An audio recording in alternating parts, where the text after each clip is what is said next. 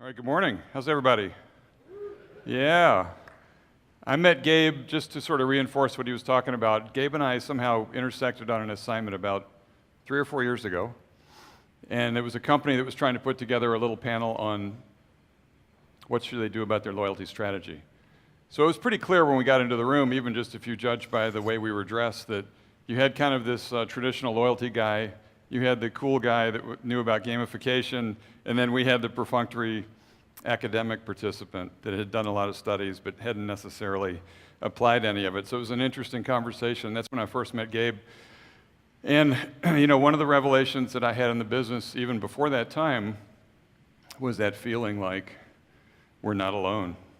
We had had this loyalty business to ourselves for an awful long time, and it was all just about transactions and data and offering a little bit of incentive. And then we realized there were a lot of different tactics and different ways to go about changing consumer behavior. So what I'd like to do today just is to go on a little adventure with all of you. If you could just sort of lean in a little bit. Let's go on an adventure together.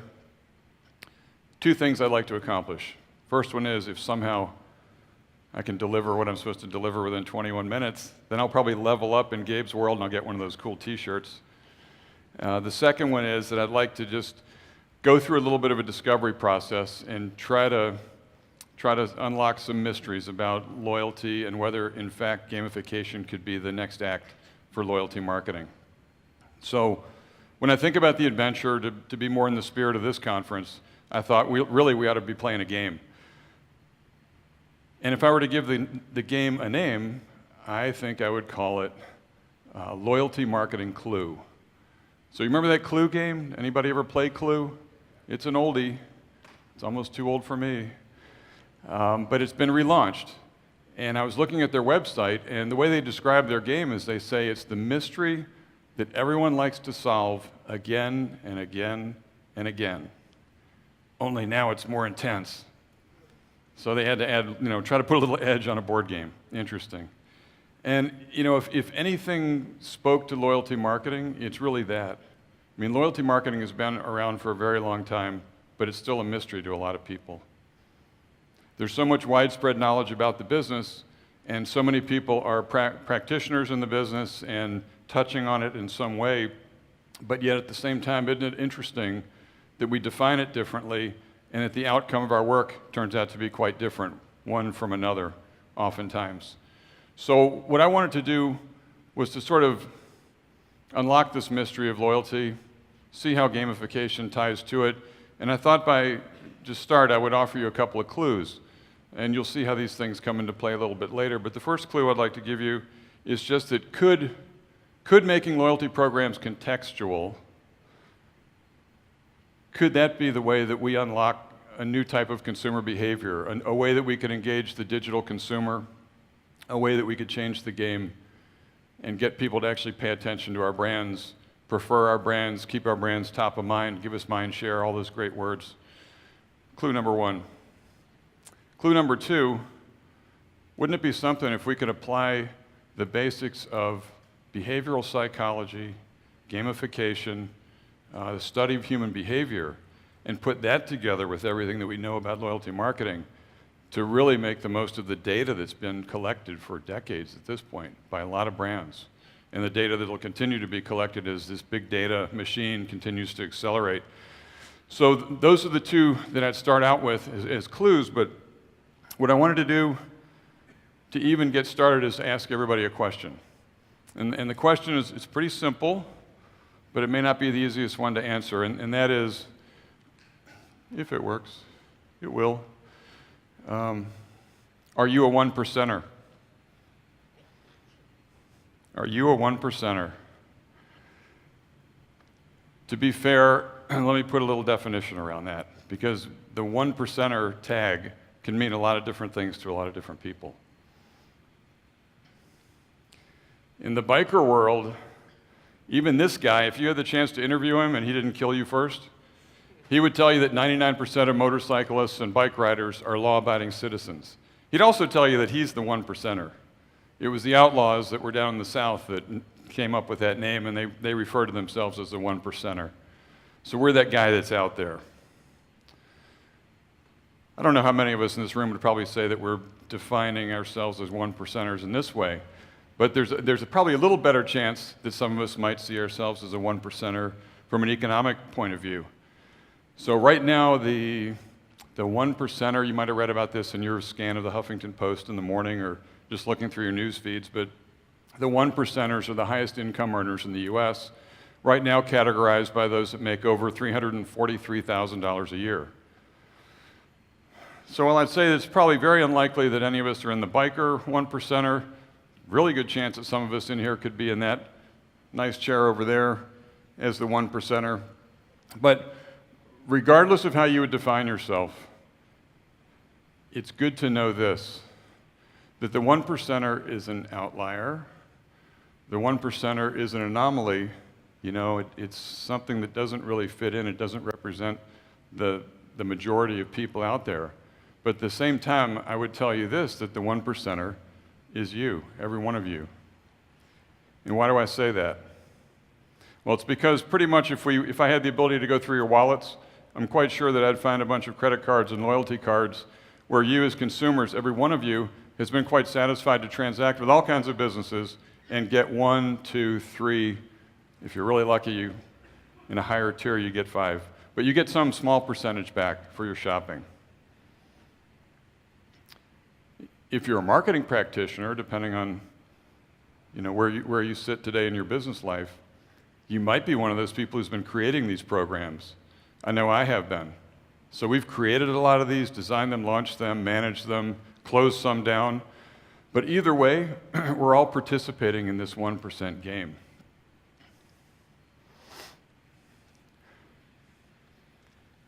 Now, just like the bikers, there are haters for those bikers.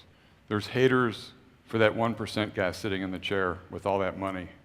And guess what? There's a lot of haters on loyalty right now. And so I've been reading a lot of articles that are highly critical of loyalty. And I thought I would just kind of be transparent and share with you some of the best and the worst lately that I've seen. This was actually from an article I saw on Slate.com, where they said loyalty cards are usually a pretty bad business strategy. They're either a creepy way to monitor and exploit your habits, or a desperate gambit by weak retailers to distract you from their own shortcomings. So what I want to ask you is, when you read something like that, how do you define loyalty in your own mind, and do you even know what loyalty is? Do you know what kind of expectation that maybe the person that wrote that article has for that word, the magical L word, and for what, in fact, we can create with clients and with our own business using gamification and other techniques? And it's interesting to think this through, because this is the kind of loyalty that most people are thinking about. Sad to show this out in San Francisco, a team that struggled for 4 decades with little success, the Cleveland Browns, but that's where I grew up.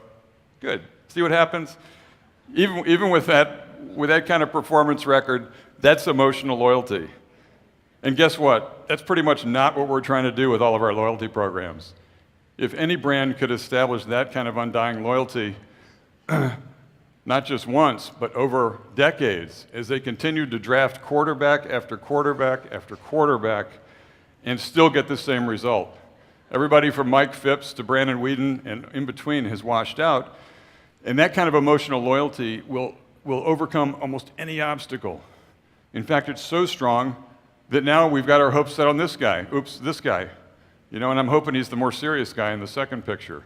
So when we think about loyalty, you have to set your expectations properly, and you have to think about the loyalty that's in my heart for my team, for my family, for other things in my country, things like that are really important to me.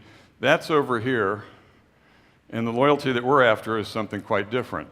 So what's really important, I think, as a takeaway for everybody here, is to settle on your own worldview of loyalty marketing. I mean, I would love that if you each seriously thought about, well, what's my worldview of loyalty marketing? I mean, your worldview, as you probably know, is this how you see the outside world and your surroundings and that in which you live based on the accumulated set of experiences and attitudes and environment and education, everything that's been poured into you during your time here on Earth that creates a worldview of how you view things on the outside. So how do you view loyalty marketing based on everything that you know so far? If you view loyalty as a branch of data-driven customer marketing, but really a branch of direct marketing, if you look at loyalty programs as campaigns, if you think about loyalty programs as true rewards programs, the type that are entirely transparent, that is very clear, if I spend this, I get that. There's really not much of a game to that. It's just a Pavlovian kind of response, spend this, get that. So the perceived impact of a program like that is not much more than a punch card. Or it might be the type that has an imbalance in reward and recognition. So think about a program, a lot of them that you probably have interacted with, where all you get is points, or all you get is miles. Or there may be some on the other end of the spectrum where you get a little bit of special treatment, or you get in the short line, but not much in real value that you can take home with you. So what we like to talk about is rewards programs, things that are more campaign-driven. Those are the ones that probably are the target of the criticism and all the talk and the people that say that loyalty programs just don't work. Loyalty marketing doesn't work. If you think in terms of loyalty the way it should be done, the way I truly try to make it happen with people, is to consider how you can take the data that we do collect and curate, and how you can build value propositions for customers that actually make a difference in their purchase transaction, in that customer experience, and change the way they think about a brand. So it sounds simple, but it's a much more complex structure of a value proposition. It assumes that you're going to have a communication, a very earnest kind of communication with customers in the channels they want, not the one that you want to speak through. And all those pieces come together to make a program that actually works and actually can change customer behavior. And here's the best part, as much as we like to talk about cool stuff, is that when programs are done like this, you can actually put an ROI around it and show your CFO that it's working. And that means you can go to your boss, your board, your shareholders, and tell them that the money you spent in that program is actually paying back a return. That's a good thing when you're trying to earn your bonus at the end of the year. So loyalty programs defined that way should be kind of simple, but look what we've done to it. We've sort of trashed the whole idea with all kinds of buzzwords. Sometimes marketers, we're our own worst enemies. I mean, we talk about customer engagement, we talk about CRM, we talk about omni-channel. We go through all of these words and we confuse the issue. And so what I finally landed on for myself is, and this was a little bit, maybe this is why Gabe and I get along a little bit. It's maybe why some people in the loyalty business sense a little, they get a little friction, they get a little uncomfortable, because I truly believe that every company out there, everybody that we work for or do business with or serve in some way, we have a customer base. We're collecting a tremendous amount of data, and it'll only get greater. And we all have our challenges, right? Nobody has a perfect family, and nobody has a perfect company. So we're always either looking for new customers, we've got to deal with a competitive response, there's something out there that we've always got to deal with. So to me, that means that a data-driven customer marketing strategy applies to every business out there, every business. Now, whether or not the outcome of that process looks like a loyalty program, completely off the table. Maybe it does, maybe it doesn't. So I think now in terms of framing this whole business as customer strategy, and now we're able to invoke a much broader set of tactics, gamification and other types of things that we can bring into the picture to get a better result. Now, just to give you a little idea that it's not just me, or it's not my own self-interest that I happen to like loyalty marketing. I've been working in it for 15, 20 years. I looked at the Brand Keys. I don't know if you're familiar with Brand Keys, but it's a company that does studies on loyalty and customer satisfaction, a number of different business metrics. In their 2014 study, I went through and looked at the leaders, the companies that had the highest ratings for customer loyalty and satisfaction. And I said, which of these companies have loyalty programs? Interestingly, every darn one of them. So if you go down the list and you look at that farthest right-hand column, what I just tried to evidence was the fact that they not only had a loyalty program, but they either had one that offered currency, so it was kind of the traditional, call it old school model, Or if I said it was a behavior type of program, that means it's probably more of a gamified program. It's something that is leveraging my behavior based on some other kind of a not fully transparent value proposition or reward system. So Panera with their surprise and delight type of program is one. Lancome is working through a little bit of surprise and delight, but also a communication plan trying to get people to share the cosmetics they like and take selfies and contribute user-generated content. It's a fun program to be a part of if you're a user of those products. And then even, I include Walmart. I always like to talk about Walmart, that people say that they're loyalty agnostic or loyalty sort of opposed to loyalty, but in fact, they have a loyalty program, and you can see what it is. It's their everyday low price strategy. That's wonderful for them. Trouble is, my opinion at least, is in every vertical category, there can only be one company that can successfully execute that strategy. So Walmart is so good with their supply chain, they can drive prices to the place where they can just beat the competition, and that, in effect, can be their fulfillment of their brand promise. That's their loyalty program. It's not replicable across a whole set of other retailers that would seek to compete with them. So, the bottom line is it's kind of funny. It's a lot of these brands, they wouldn't continue to do these programs unless they worked. Now, things aren't getting any easier. Not getting any easier. Like, I'm trusting that everybody whose head is looking down right now is tweeting about how awesome this whole conference is. I'm sure nobody's actually fallen asleep so far. But we're dealing with, myself included. We're distracted, we're overtaxed, one of our badges that we like to put up high is our ability to be really good at multitasking. So our attention span is shrinking. It's just hard to pay attention. And so we have to take that into consideration. And what I like to think about is maybe what the future might look like. If to give you a little bit of structure is, what if we could make programs, loyalty programs, data-driven customer strategies, contextual, and I don't want to fall in the buzzword trap either. So I would just say, what if we could build programs recognizing that our customers are human beings, that they have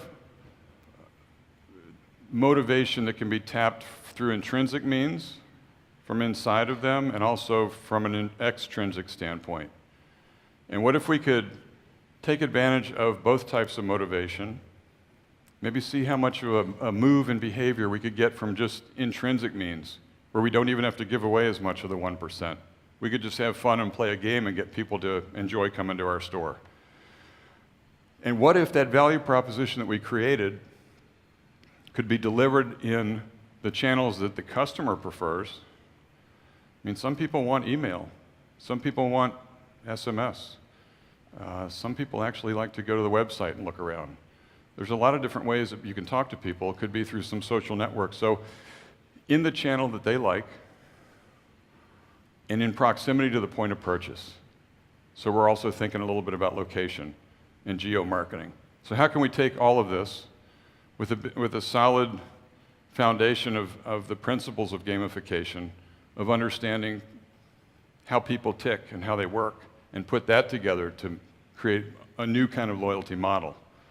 That's what we're thinking about. And there are some brands, I don't like to ever talk about things that aren't real, so I like to talk about some brands that are winning.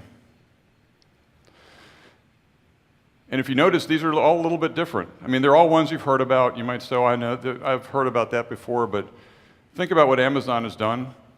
Product and service bundle around a price. They actually, if you think that they just met the need of the hand raisers, of the self-identified people that were already buying a lot, you would actually be very wrong. The difference in value to Amazon of people pre-enrollment and post-enrollment is about 3 to 1. So the people that were actually worth something to Amazon and saw that they were already paying that much in shipping, so it was worth it, they actually tripled their value to Amazon as a result of the program. I call that a great customer strategy. Panera Bread and Caribou have leveraged the whole idea of surprise and delight, so they are staying away from a highly transparent value proposition. They're having a little bit of fun with people.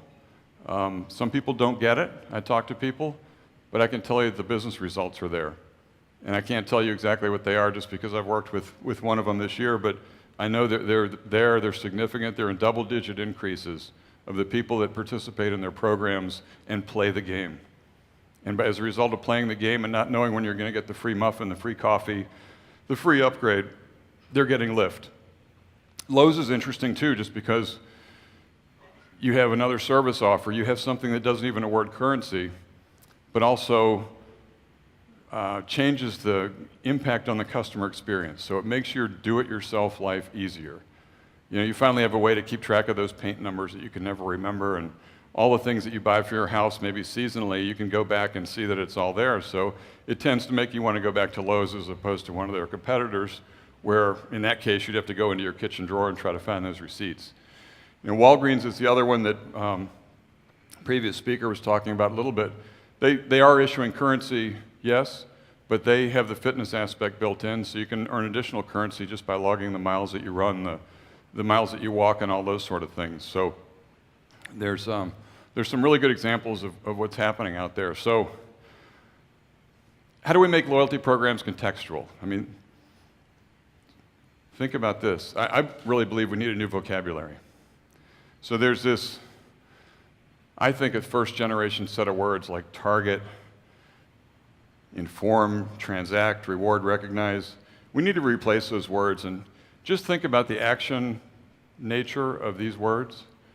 What if we built a loyalty program that was meant to engage somebody, really, not as a marketing buzzword, but really engage, to encourage them. Encouraging is good. It makes people spring into action even further. To challenge them. You know, when you challenge me, I'm going to respond. I'm going to do something. Why don't we tease customers a little bit? Surprise and delight. You know, get them to join in. Get them to go on a journey with us. Get them to even go on the little mini adventure that we just did today and achieve something. And then here's the groundbreaker. It's amazing that people talk but don't execute. But why don't we honor and respect customers in the way that's appropriate within the context of our business, and in doing that, build really strong bonds of trust. So we've been through our little journey. We're right at the end of it. Hopefully you can see we've taken some mystery out of what loyalty is all about today, and hopefully you've also seen some linkages created in how, if this loyalty business is going to evolve into another generation and continue to be highly relevant as a marketing tool, it's going to evolve as a result of bringing in the concepts of human behavior, psychology, and essentially gamification to go to a new level of effectiveness. Thanks. Awesome.